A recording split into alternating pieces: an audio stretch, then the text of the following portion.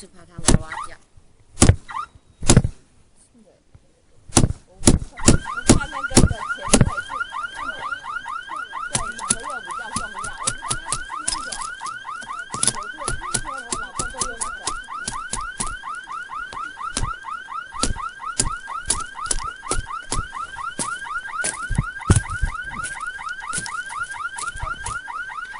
而且，手机全部东西都在车上，那我你在傻电脑可以了，哎，榔头来了。不用，可以穿。车上我们可以帮我们那个同仁看一下吗？开了。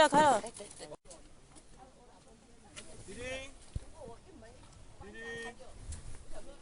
滴滴，啊，哭了。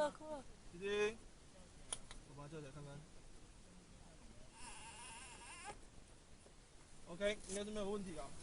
日前上午9点左右，在八德区东永街某停车场内，有一名女子报案指称，才刚下车，车门即被无故上锁，现有一名男婴被反锁在车内。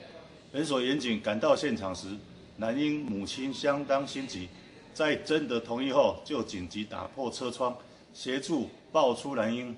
母亲见婴儿平安，频频跟同仁道谢。警方在此呼吁民众应避免将幼童单独留在车上，以防车门无故反锁等危及情事发生。